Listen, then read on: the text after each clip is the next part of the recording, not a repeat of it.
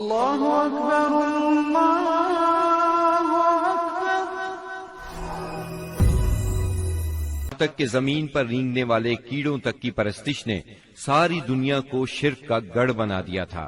ہر طرف جہالت کا اندھیرا اور شرک و کفر کی تاریکیاں چھائی ہوئی تھیں۔ ان سب میں صراط مستقیم گم ہو کر رہ گیا تھا۔ اہل عرب کی حالت زار پر کڑنے کے علاوہ آپ اپنی خلوت و تنہائی میں زندگی اور کائنات کے رازوں پر بھی غور و فکر کیا کرتے تھے اور سوچا کرتے تھے کہ زندگی کیا ہے، کائنات کیا ہے، یہ چاند سورج ستارے کیوں کر بنے، کائنات کیوں تخلیق کی گئی، کس نے کی، زندگی کا ظہور کب ہوا، کیسے ہوا۔ یہ وہ دن تھے جب آپ تنہائی میں غور و فکر کی ضرورت کے ساتھ ساتھ عبادت کو بھی لازمی سمجھتے تھے۔ عبادت آپ کی روح کی ضرورت تھی، لہذا آپ رمضان بھر غار ہرا میں قیام فرماتے، آنے جانے والے مسکینوں کو کھانا کھلاتے اور بقیہ اوقات اللہ تعالی کی عبادت میں گزار دیتے۔ غار ہرا مکہ مکرمہ کے مشرق میں خانہ کعبہ سے کوئی 3 میل دور جبل النور کی چوٹی پر واقع ہے۔ خلوت اور گوشہ تنہائی کی تلاش میں آپ غار ہرا پہنچے۔ یہ چونکہ کعبہ کے سامنے تھا اور وہاں کامل تنہائی اور یکسوئی تھی، اسی لیے آپ کو بہت پسند آیا۔ رمضان کا مہینہ اور پیر کا دن تھا۔ آپ غار ہرا کے اندر ذکر الہی اور عبادت میں مشغول تھے کہ یکایک جبریل علیہ السلام نازل ہوئے اور آپ کو وحی اور نبوت سے نوازا۔ سیدہ عائشہ رضی اللہ عنہا فرماتی ہیں، رسول اللہ صلی اللہ علیہ وسلم پر وحی کا آغاز نیند میں اچھے خواب سے ہوا۔ آپ جو خواب دیکھتے وہ سفیدہ سحر کی طرح نمودار ہوتا۔ پھر آپ کو تنہائی پسند آنے لگی، چنانچہ آپ غار ہرا میں خلوت فرمانے لگے اور کئی رات گھر آئے بغیر عبادت کرتے اور اس عرصے کے لیے توشہ بھی ساتھ لے جاتے۔ پھر سیدہ خدیجہ رضی اللہ عنہا کے پاس تشریف لاتے اور اتنی مدت کے لیے پھر توشہ لے جاتے، یہاں تک کہ آپ غار ہرا میں تھے کہ آپ کے پاس حق آ گیا، یعنی فرشتہ آپ کے پاس آیا اور کہا اقرا، یعنی پڑھیے۔ آپ نے فرمایا میں پڑھنا نہیں جانتا۔ رسول اللہ صلی اللہ علیہ وسلم فرماتے ہیں کہ اس پر اس نے مجھے پکڑ لیا اور اس زور سے دبوچا کہ مجھے چور کر ڈالا، اور پھر مجھے چھوڑ کر کہا اقرا، یعنی پڑھیے۔ میں نے پھر کہا میں پڑھنا نہیں جانتا۔ اس نے پھر مجھے پکڑ کر دبوچا اور چور کر ڈالا، پھر چھوڑ کر کہا اقرا، پڑھیے۔ میں نے پھر کہا میں پڑھا ہوا نہیں ہوں۔ اب اس نے تیسری بار دبوچا اور کہا اقرأ باسم ربك الذي خلق خلق الإنسان من علق اقرأ وربك الأكرم الذي علم بالقلم علم الإنسان ما لم يعلم۔ پڑھ اپنے اس پروردگار کے نام سے جس نے پیدا کیا، انسان کو لوتھڑے سے پیدا کیا۔ پڑھ تیرا رب بڑا کریم ہے جس نے قلم کے ذریعے سے علم دیا، انسان کو وہ بات سکھائی جسے وہ جانتا نہ تھا۔ اب آپ نے یہ آیات پڑھ دیں، پھر آپ ان آیات کو لے کر واپس آئے۔ آپ کا دل کانپ رہا تھا۔ آپ نے سیدہ خدیجہ رضی اللہ عنہا کے پاس پہنچ کر فرمایا مجھے چادر اڑا دو، مجھے چادر اڑا دو۔ انہوں نے چادر اڑا دی، یہاں تک کہ دہشت جاتی رہی۔ پھر آپ نے سیدہ خدیجہ کو واقعہ سنایا اور فرمایا مجھے اپنی جان کا خوف ہے۔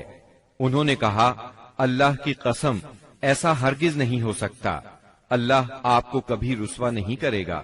آپ صلہ رحمی کرتے ہیں، بے سہاروں کا بوجھ اٹھاتے ہیں، خالی ہاتھ لوگوں کی مدد کرتے ہیں، مہمان کی مہمانی کرتے ہیں اور حق کے سلسلے میں پیش آنے والے مصائب میں مدد کرتے ہیں۔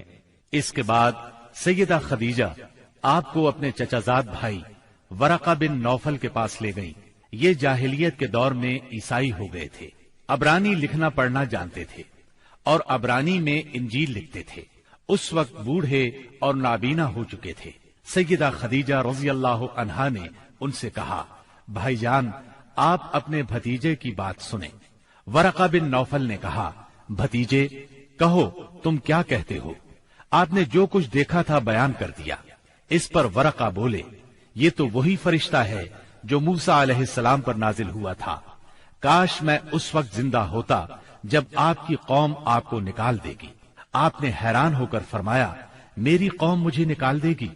ورقہ بن نوفل بولے، ہاں، کوئی ایسا آدمی نہیں جو تم جیسا پیغام لایا ہو اور اس سے دشمنی نہ کی گئی ہو، اور اگر میں اس وقت تک زندہ رہا تو تمہاری زبردست مدد کروں گا۔ لیکن اس کے بعد جلد ہی ورقہ بن نوفل فوت ہو گئے اور ادھر وحی کا سلسلہ رک گیا۔ وحی کی بندش سے آپ کو سخت رنج و ملال ہوا، لیکن مصلحت الہی اسی میں تھی، کیونکہ اس طرح خوف جاتا رہا، معاملے کی نوعیت سمجھنے کا موقع ملا، اور دوبارہ وحی کی مشقت برداشت کرنے پر طبیعت صرف آمادہ ہی نہیں ہوئی بلکہ ایک گونا شوق اور طلب بھی پیدا ہوئی، اور آپ دوبارہ وحی کا انتظار کرنے لگے۔ ادھر آپ گوشہ نشینی کی بقیہ مدت پوری کرنے کے لیے ورقہ کے پاس سے پلٹ کر دوبارہ غار حرا میں تشریف لا چکے تھے۔ جب ماہ رمضان ختم ہو گیا اور آپ کی اعتکاف کی مدت پوری ہو گئی تو عادت کے مطابق پہلی شوال کی صبح حرا سے اتر کر مکہ معظمہ روانہ ہوئے۔ نبی کریم صلی اللہ علیہ وسلم ارشاد فرماتے ہیں، میں پہاڑ سے اتر کر میدان میں پہنچا تو مجھے پکارا گیا۔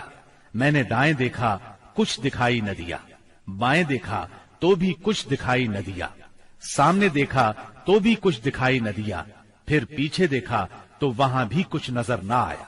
اس کے بعد میں نے سر اوپر اٹھایا تو کیا دیکھتا ہوں کہ جو فرشتہ حرا میں میرے پاس آیا تھا وہی آسمان و زمین کے درمیان موجود ہے۔ یہ دیکھ کر میرا پورا وجود اس کے رعب سے بھر گیا، یہاں تک کہ میں زمین کی طرف جھک گیا۔ پھر میں خدیجہ کے پاس آیا اور کہا، مجھے چادر اڑا دو، مجھے چادر اڑا دو، مجھے کمبل اڑا دو، ٹھنڈے پانی کے چھینٹے مارو۔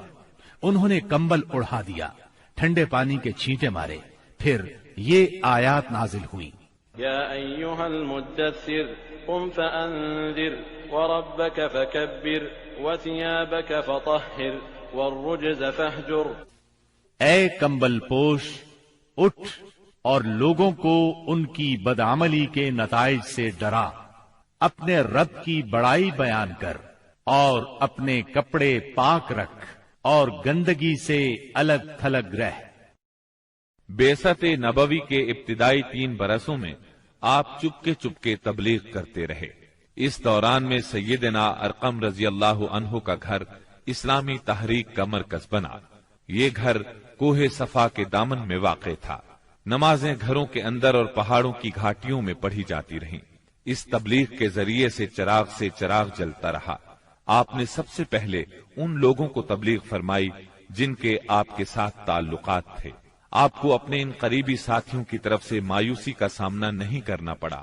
عورتوں میں آپ کی زوجہ سیدہ خدیجہ رضی اللہ عنہا، غلاموں میں زید بن حارثہ رضی اللہ عنہ، مردوں میں سیدنا ابو بکر صدیق رضی اللہ عنہ، اور لڑکوں میں سیدنا علی رضی اللہ عنہ نے سب سے پہلے اسلام قبول کیا۔ خفیہ دعوت و تبلیغ کا یہ سلسلہ قریباً 3 سال تک جاری رہا۔ اس عرصے میں جن حضرات نے اسلام قبول کیا ان کے نام یہ ہیں: بلال بن رباح، عثمان بن عفان، زبیر بن عوام، عبد الرحمن بن عوف، طلحہ بن عبید اللہ، سعد بن ابی وقاص، عمرو بن انبسہ، خالد بن سعد بن عاص، عمار بن یاسر، خباب بن ارت، ابو عبیدہ بن جراح، سعید بن زید، جعفر بن ابی طالب، عبداللہ بن مسعود، ابو سلمہ، عثمان بن مظعون، صہیب رومی اور ارقم رضی اللہ عنہم۔ مجموعی طور پر قریباً 40 افراد نے اسلام قبول کیا۔ ان حضرات کو السابقون الاولون کہا گیا۔ اس خاموش تبلیغ کے نتیجے میں 40 افراد نے اسلام قبول کیا۔ اس طرح اسلام کی بنیاد مضبوط ہو گئی۔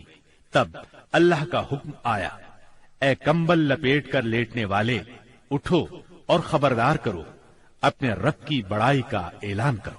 یہ سورہ مدثر کی پہلی 2 آیات کا ترجمہ ہے۔ ان میں نبی صلی اللہ علیہ وسلم کو اس عظیم اور جلیل کام کے لیے اٹھنے اور نیند کی چادر پوشی اور بستر کی گرمی سے نکل کر جہاد کوشش اور مشقت کے میدان میں آنے کے لیے کہا گیا۔ یا ایھا المدثر قم فانذر، اے چادر پوش اٹھ اور ڈرا۔ گویا کہا جا رہا ہے جسے اپنے لیے جینا ہے وہ تو راحت کی زندگی گزار سکتا ہے، لیکن آپ جو اس زبردست بوجھ کو اٹھا رہے ہیں تو آپ کو نیند سے کیا تعلق، آپ کو راحت سے کیا سروکار، آپ کو گرم بستر سے کیا مطلب، پرسکون زندگی سے کیا نسبت، راحت بخش ساز و سامان سے کیا واسطہ۔ آپ اٹھ جائیے اس عظیم کام کے لیے جو آپ کا منتظر ہے، اس بھاری بوجھ کے لیے جو آپ کے لیے تیار ہے۔ اٹھ جائیے جد و جہد اور مشقت کے لیے، تکان اور محنت کے لیے اٹھ جائیے کہ اب نیند اور راحت کا وقت گزر چکا، اب آج سے مسلسل بیداری ہے، طویل اور مشقت سے لبریز جہاد ہے۔ اٹھ جائیے اس کام کے لیے مستعد اور تیار ہو جائیے۔ یہ بڑا عظیم اور پرہیبت حکم ہے۔ اس نے نبی صلی اللہ علیہ وسلم کو پرسکون گھر، گرم آغوش اور نرم بستر سے کھینچ کر تند طوفانوں اور تیز جھکڑوں کے درمیان انتہائی گہرے سمندر میں لا کھڑا کیا، لوگوں کے ضمیر اور زندگی کے حقائق کی کشاکشی کے درمیان پہنچا دیا۔ پھر رسول اللہ صلی اللہ علیہ وسلم اٹھ گئے اور قریباً 20 سال تک اٹھے رہے۔ آپ نے اپنا چین، سکون اور آرام چھوڑ دیا۔ زندگی اپنے لیے نہ رہی، اہل و عیال کی نہ رہی۔ آپ اٹھے تو پھر اٹھے ہی رہے۔ کام اللہ کی طرف دعوت دینا تھا۔ آپ نے یہ کمر توڑ بار گراں اپنے کندھوں پر کسی دباؤ کے بغیر اٹھا لیا۔ یہ بوجھ تھا، اس روئے زمین پر امانت کبریٰ کا بوجھ، ساری انسانیت کا بوجھ، سارے عقیدے کا بوجھ، میدانوں میں جہاد اور دفاع کا بوجھ۔ آپ نے 20 سال سے زیادہ عرصے تک مسلسل اور ہمہ گیر مارکا آرائی میں زندگی بسر کی، اور اس پورے عرصے میں جب سے آپ نے وہ آسمانی ندا، اللہ کی آواز سنی اور یہ بھاری ذمہ داری پائی، آپ کو کوئی ایک حالت کسی دوسری حالت سے غافل نہ کر سکی۔ اللہ آپ کو ہماری طرف سے اور ساری انسانیت کی طرف سے بہترین اجر عطا فرمائے، آمین۔ پھر اللہ تعالی نے آپ کو حکم دیا، فاصدع بما تؤمر واعرض عن المشرکین۔ اے نبی، جس بات کا آپ کو حکم دیا گیا ہے اس کا صاف صاف اعلان کر دیجئے اور مشرکین سے رخ پھیر لیجئے۔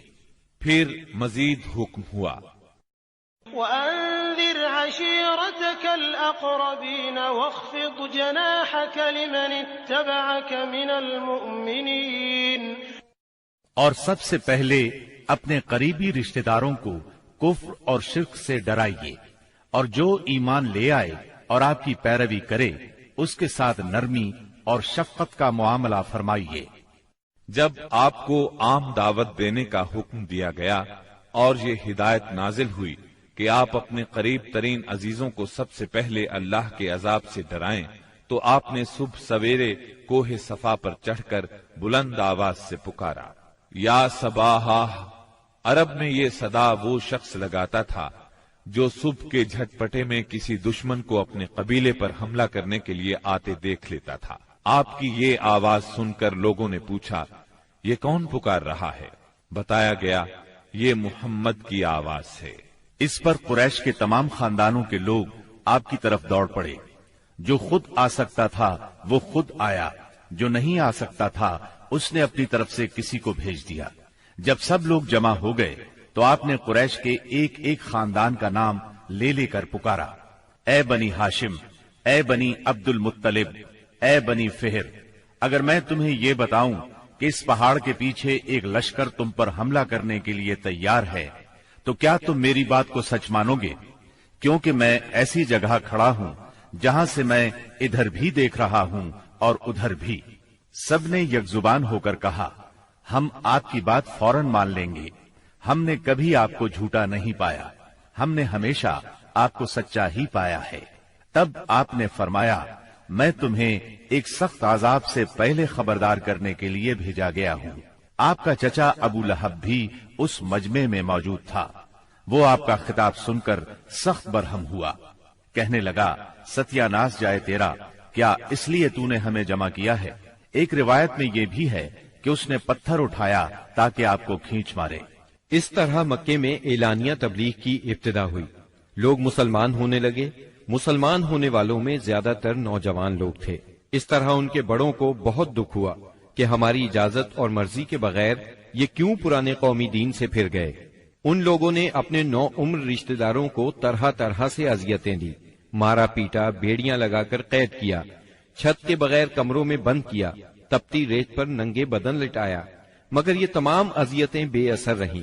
ان لوگوں میں آزاد مرد اور عورتیں بھی تھیں، لونڈی اور غلام بھی تھے۔ لونڈیوں اور غلاموں کو ان کے آقاؤں نے شدید تکالیف پہنچائیں۔ اسی طرح موالی بھی تھے، یعنی غیر قبیلوں کے عرب، جو اہل مکہ میں کسی ایک کے ساتھ کسی معاہدے کے ذریعے سے موالی بن گئے تھے، مطلب یہ کہ ان کے حلیف بن گئے تھے۔ ان میں سے ایک سیدنا عمار بن یاسر رضی اللہ عنہ کا خاندان بھی تھا۔ ان کے خاندان کو خاص طور پر ظلم کا نشانہ بنایا گیا۔ سیدنا یاسر رضی اللہ عنہ پر اتنا ظلم ڈھایا گیا کہ وہ شہید ہو گئے۔ سیدہ سمیہ رضی اللہ عنہا جو سیدنا عمار کی والدہ تھیں، انہیں ابو جہل نے نیزہ مار کر شہید کر دیا۔ یہ اسلام میں پہلی شہید خاتون ہیں۔ جلد ہی قرآن کریم میں بت پرستی کے خلاف سخت آیات نازل ہوئیں۔ مثلا سورہ انبیاء کی آیت 98 میں ارشاد ہوا، إنكم وما تعبدون من دون الله حصب جهنم أنتم لها واردون۔ بے شک تم اور وہ بت جن کو تم اللہ کے سوا پوجا کرتے ہو سب دوزخ کا ایندھن ہوں گے اور تم سب اس میں داخل ہو کر رہو گے۔ اس پر مشرکین کے ظلم و ستم میں اور شدت آ گئی۔ آپ کی ذات کے خلاف اور اسلام کے حلقے میں داخل ہونے والوں کے خلاف تیزی آ گئی۔ خاص طور پر ابو جہل اور ابو لہب نے انسانیت کی حدود پھلانگ ڈالی۔ علانیہ تبلیغ کے بعد نبی صلی اللہ علیہ وسلم نے حرم میں اس طریقے سے نماز شروع کر دی جو اللہ تعالی نے آپ کو سکھایا تھا، اور یہی وہ چیز تھی جس سے قریش نے پہلی مرتبہ محسوس کیا کہ آپ کسی نئے دین کے دعوے دار ہیں۔ اس پر ابو جہل کی جاہلیت اور بھڑک اٹھی۔ اس نے آپ کو دھمکانا شروع کر دیا۔ آپ سے سخت لہجے میں کہا، حرم میں اس طریقے سے عبادت نہ کریں۔